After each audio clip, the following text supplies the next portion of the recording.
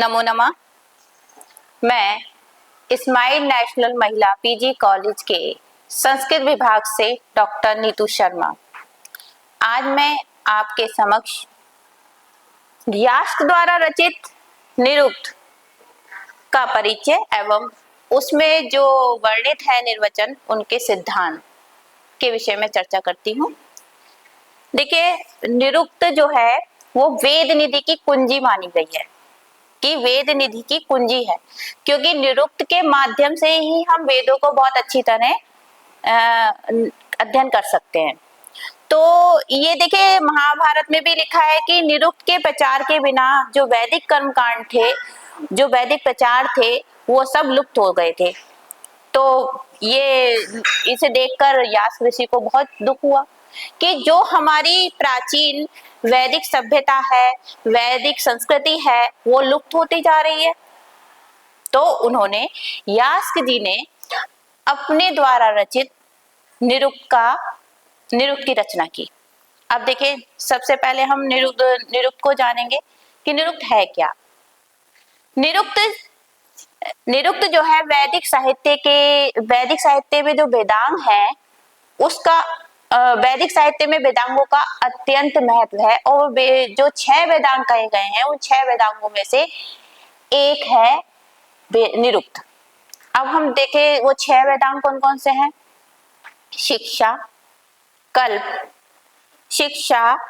कल्प, व्याकरण, ज्योतिष, छंद, निरुक्त, ये हमारे 6 हैं। कौन कौन से हैं? शिक्षा, कल्प, व्याकरण, निरुक्त, छंद और ज्योतिष।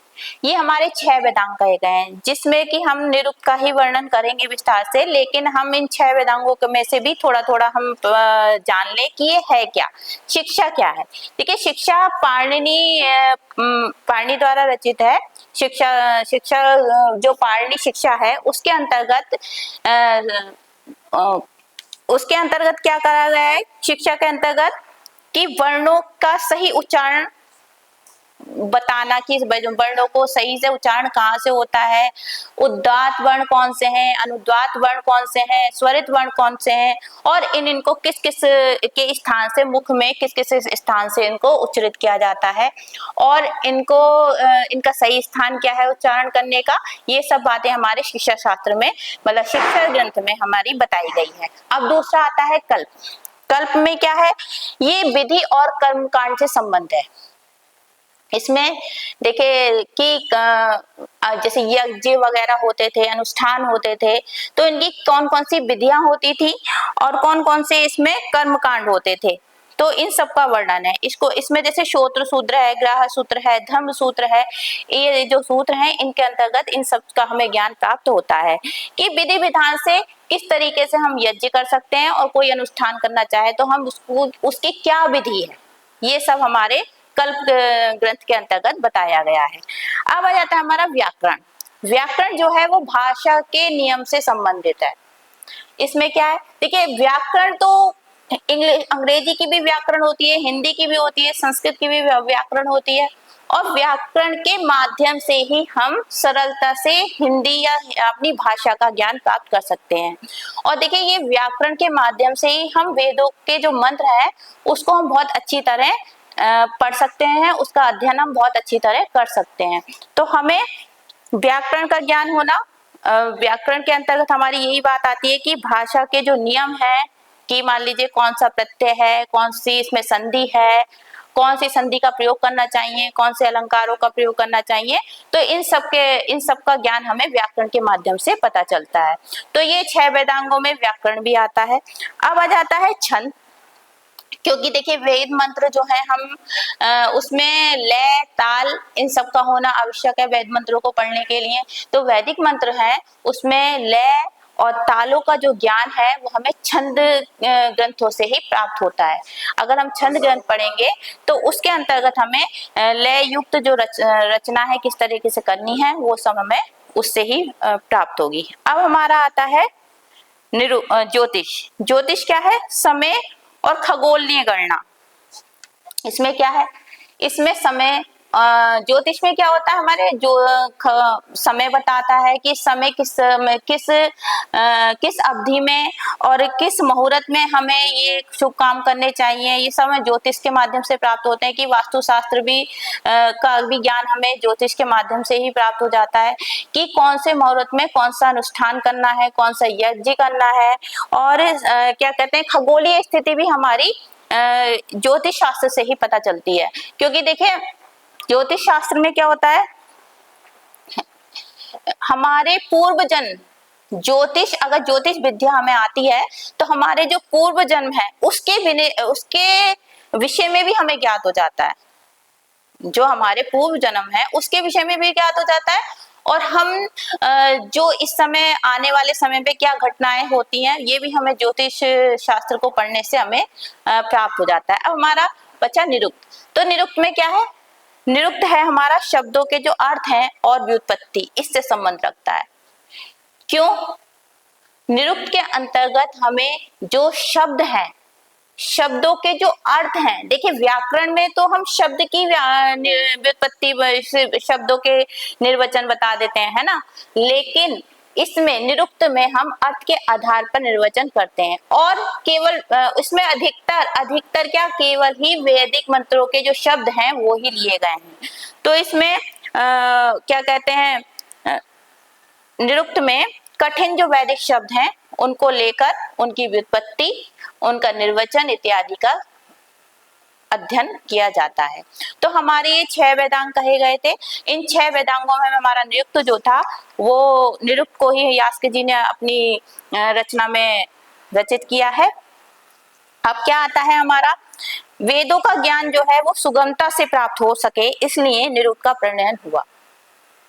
देखिए सुगमता से प्राप्त, सरलता से प्राप्त हो जाए, क्योंकि इसमें वेदों की व्याख्या का प्रथम प्रयास है। क्योंकि निरुक्त के माध्यम से ही वेदों की अच्छी तरह विस्तार पूर्वक व्याख्या समझी जा सकती है। तो सबसे प्राचीन जो निरुक्त है वो यास्क जी ने रचना की है 800 ईस्वी पूर्व। इस निरुक्त में वैदिक शब्दों की व्याख्या के लिए जिन शब्दों का संग्रह किया गया वह उन्हें मतलब देखिए उन शब्दों को लिया गया जो कठिन थे और जिनका निर्वचन नहीं हो रहा था।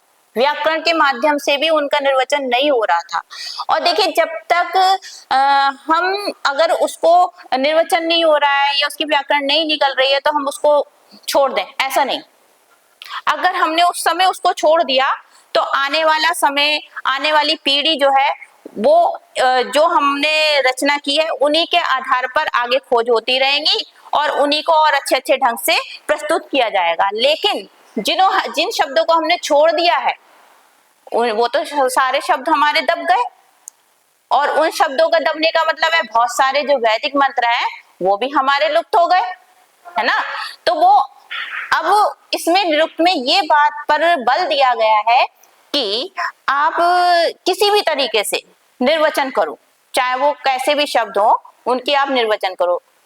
निर्वचन करना आवश्यक है। क्यों?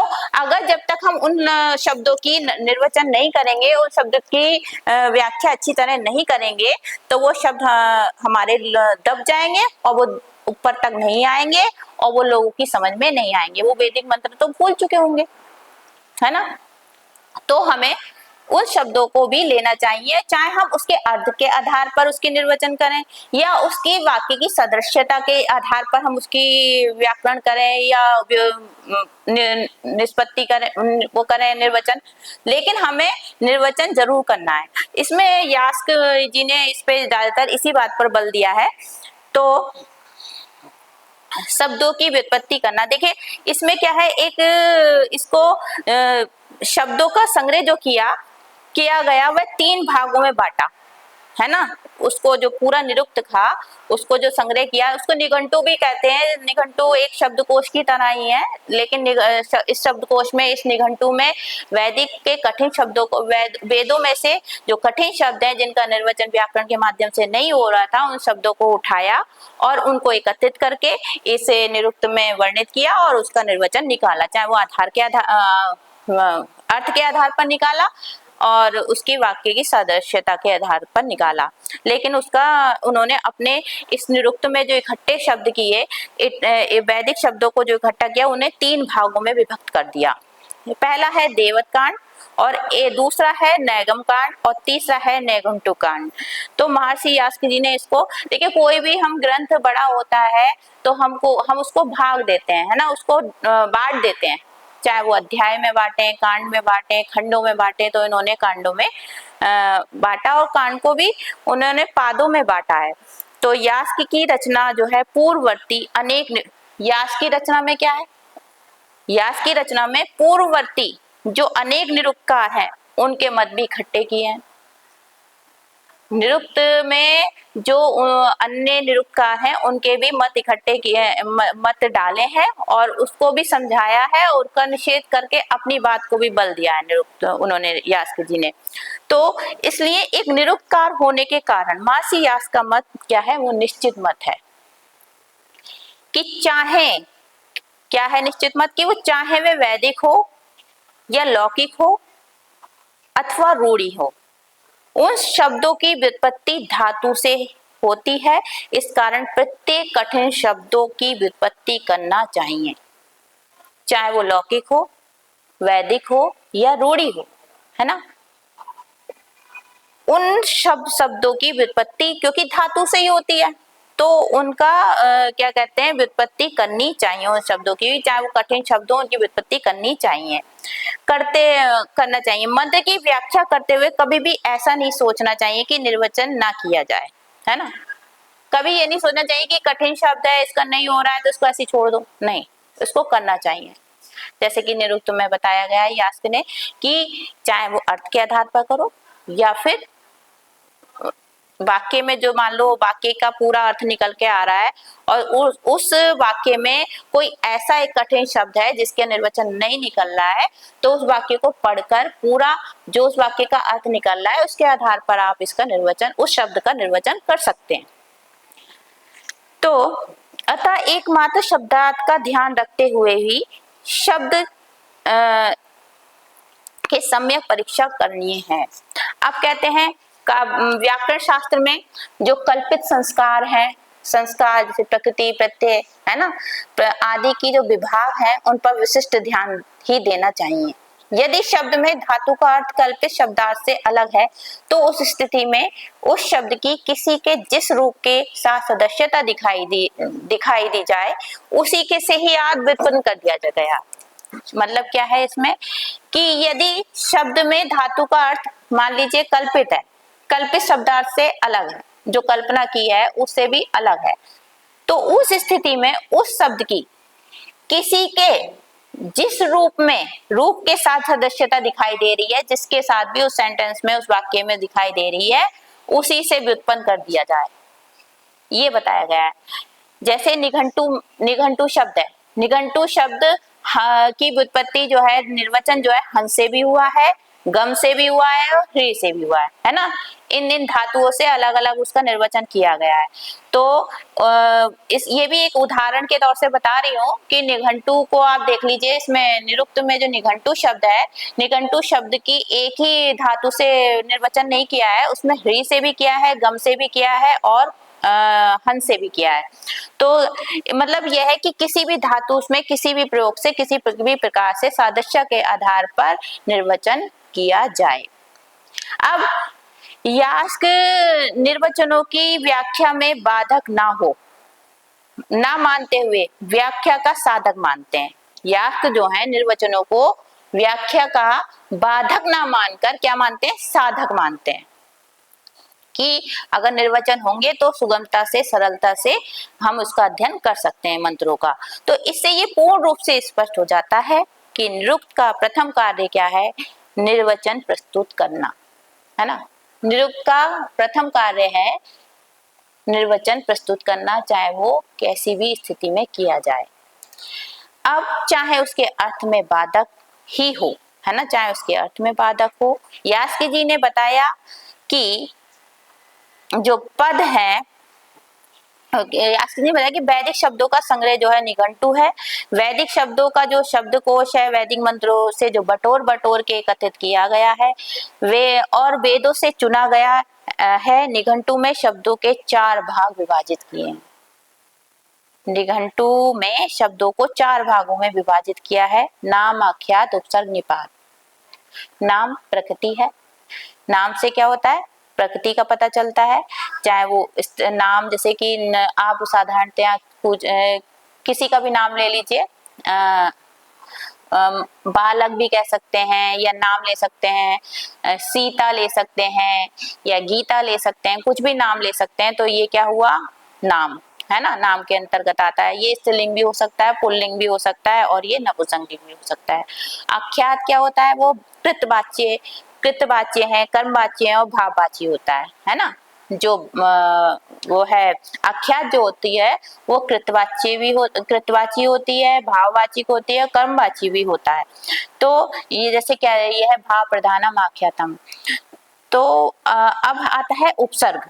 उपसर्ग में जैसे आप जानते ही हैं व्याकरण में भी है उपसर्ग, जैसे प्र उपसर्ग है, नी उपसर्ग है, इन सब का प्रयोग किया है। अब निपात है। निपात जैसे नु है, इव है, च है, ह है। निपात क्या होता है कि निरर्थक होते हैं, निरर्थक होते हुए भी ये पद पूर्ति के लिए होते हैं। निपात क्या होते हैं, अचानक से रख दिए जाते हैं और इसके ये पद की पूर्ति के लिए बोले जाते हैं।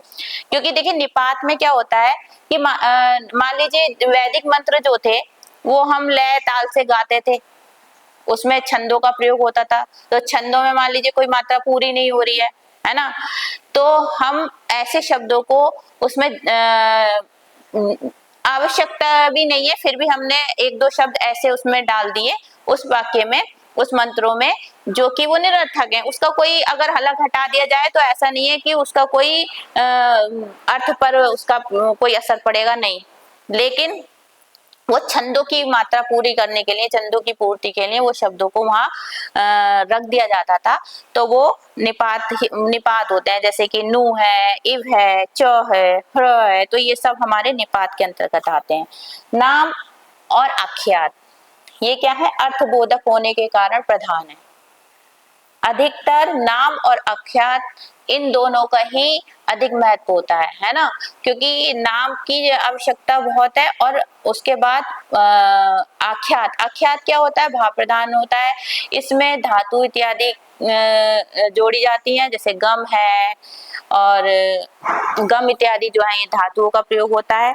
और नाम निश्चित न होने के कारण अप्रधान है। उपसर्ग निपात अर्थ निश्चित न होने के कारण अप्रधान है। कौन से, उपसर्ग और निपात, इन्हें अप्रधान की श्रेणी में लिया जाता है और नाम आख्यात को प्रधान की श्रेणी में लिया जाता है। अब आ जाता है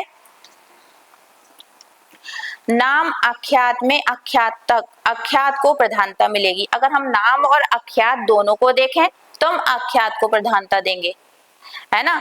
तो और औदुंबरायण क्या कहते हैं कि शब्द जो है वो नित्य है। शब्द को उन्होंने नित्य माना है, शब्द को उन्होंने अनित्य माना है। शब्द को नित्य जब तक माना है जब तक वो मुख के अंदर है, जब तक वो इंद्री के अंदर है। औदुंबरायण का मत लेना इसलिए जरूरी है क्योंकि वो शब्द को क्या मानते हैं, अनित्य मानते हैं। नित्य वो जब तक मानते हैं जब तक वो जिह्वा मुख के अंदर है। लेकिन यास्क जी ने इसका निषेध करते हुए क्या है कि नहीं, जो शब्द है वो क्या है, नित्य है। अब देखिए शब्द अनित्य कैसे हो सकता है। औदुंबरायण कहते हैं कि शब्द मुख से बाहर निकलते ही उसका अस्तित्व खत्म हो जाता है, उसका महत्व खत्म हो जाता है। लेकिन अगर मुख से निकलने के बाद उसका अस्तित्व खत्म हो जाता है तो सामने वाले को तो कुछ समझ में ही नहीं आएगा। मान लीजिए मैंने बालक बोला, बाल कहा बोला, तो बा के बाद तो ला बोला, तो बा तो खत्म। तो हमें क्या पता चलेगा इससे पहले क्या शब्द था, है ना। तो उसको यास्क जी इसका निषेध करते हुए कहते हैं कि वो नित्य मानते हैं। और वो जैसे इंद्रियम नित्य वचनम, है ना। अब वो कहते हैं तथ चतुष्टय नोपद्यते, यदि शब्द उत्पन्न होते ही नष्ट हो गया तो वाक्य में शब्द के चार विभाग जो नाम, आख्यात, उपसर्ग, निपात है ये उत्पन्न ही नहीं हो पाएंगे। है अगर मान लीजिए मुख से ये बोला है कि तथ चतुष्टय न उपद्यते, कि अगर शब्द अनित्य है कि मुख से निकलते ही खत्म हो जाता है, समाप्त हो जाता है उसका अस्तित्व, तो फिर ये तो जो शब्दों के जो ये चार भाग किए हैं हमने, तो ये तो हो ही नहीं पाएंगे।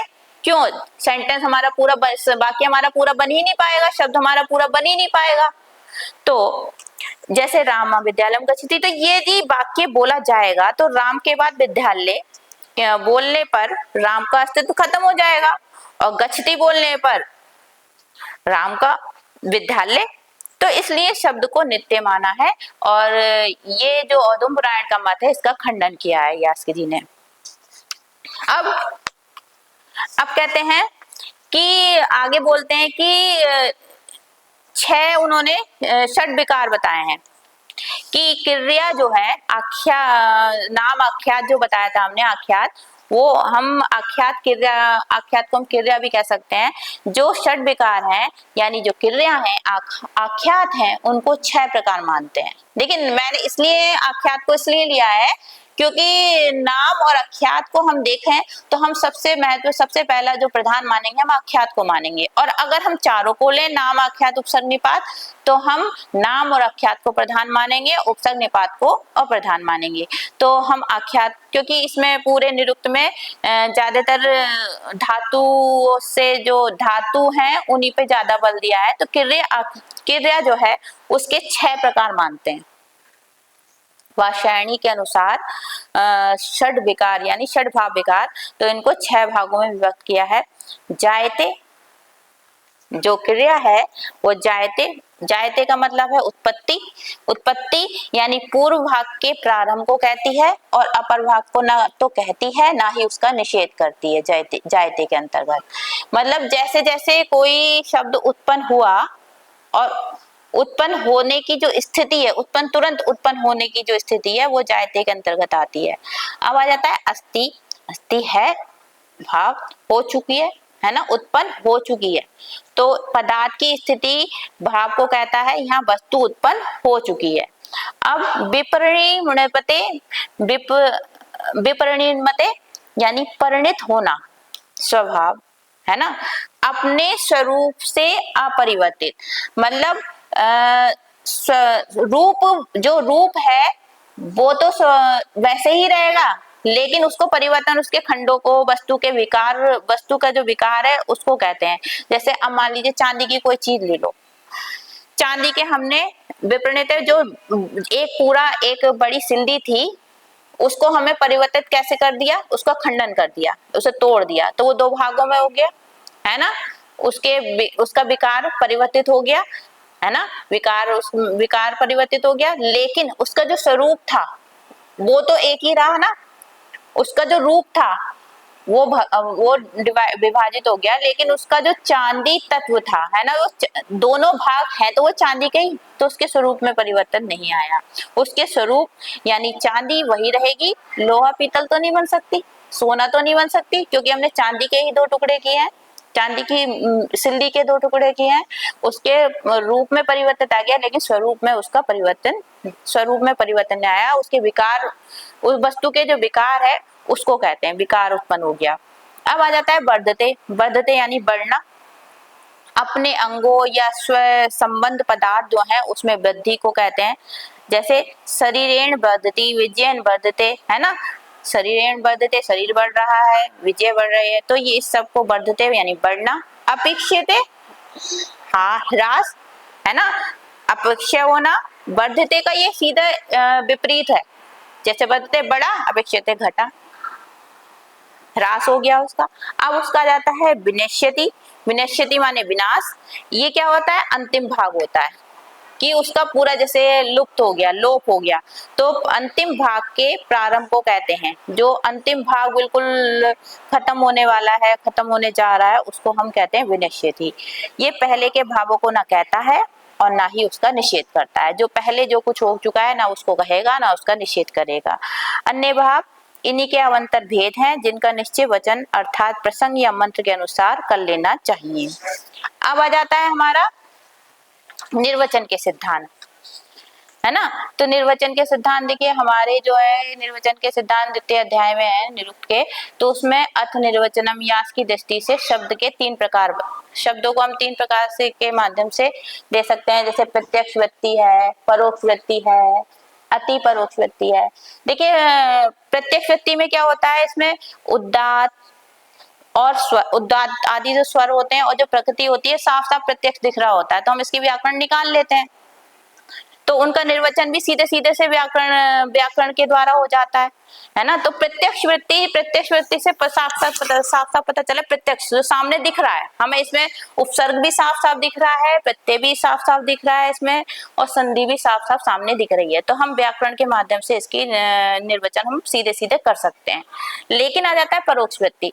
परोक्ष वृत्ति जो होता है वो छुपा हुआ, यानी जिसकी जो मूल प्रकृति होती है वो काफी बदल गए होते हैं, है ना। जो मूल प्रकृति होती है वो बदल गए होती है तथा व्याकरण के द्वारा उसका निर्वचन संभव नहीं हो सकता, तब वहां जाकर उनके अर्थ के आधार पर जो निर्वचन किया जाता है या उसके अर्थ के प्रति किसी समान प्रवृत्ति के माध्यम से उसका निर्वचन किया जाता है, वहां होता है परोक्ष वृत्ति। अब आ जाता है अति परोक्ष वृत्ति। अति परोक्ष वृत्ति जिनकी प्रकृति प्रत्यय में इतना परिवर्तन आ गया है कि उनका जो मूल रूप है, मूल स्वरूप है वो जान ही नहीं पाते, जान पाना बहुत कठिन होता है। तो ऐसे शब्दों के प्रकृति प्रत्यय में जो दृश्यमान अक्षर हैं उनकी ही समानता से निर्वचन करते हैं। जो मतलब अक्षर हैं, जो वर्ण हैं, वो जो दिख रहे हैं उन्हीं के माध्यम से हम निर्वचन कर देंगे। मगर ये है कुछ भी हो निर्वचन करना बहुत आवश्यक है। ऐसा नहीं है कि उसे छोड़ दिया जाए। अगर मान लीजिए दुरु है, कठिन है, कोई से भी ऐसे कठिन वर्ण आना है तो उसको वहीं का वहीं नहीं छोड़ना, उसका किसी भी तरीके से निर्वचन करना बहुत आवश्यक है। ये ना तो एव ना निर्व्यात, ऐसा ना हो कि आप निर्वचन ना करें, निर्वचन अवश्य करें। ना संस्कार माद्रिते विष्यन्त्यो दुर्वृत्त्यो भवन्ति, कि संस्कार आदि की चिंता ना करें कि इसमें प्रकृति कौन सा है, प्रत्यय कौन सा है, इसकी चिंता ना करें और आप इसका निर्वचन अवश्य करें। अब देखिए निर्वचन के तरीके भी ऐसे होते हैं, जैसे समास रहित होते हैं, कुछ अतद्धित होते हैं, कुछ तद्धित होते हैं। तो ऐसे जैसे भिन्न प्रकार के शब्दों में अर्थ के अनुसार प्रकृति प्रत्यय विभाजन रूप में निर्वचन हो जाते हैं, है ना। भिन्न प्रकार के शब्दों में अर्थ के अनुसार कुछ अलग अलग शब्द होते हैं, और मान लीजिए शब्द के आधार पर उसके निर्वचन नहीं हो रहा है तो आप उसका अर्थ ले लीजिए और उसको प्रकृति प्रत्यय उसको अलग अलग उसका रूप देकर उसका निर्वचन कर दीजिए।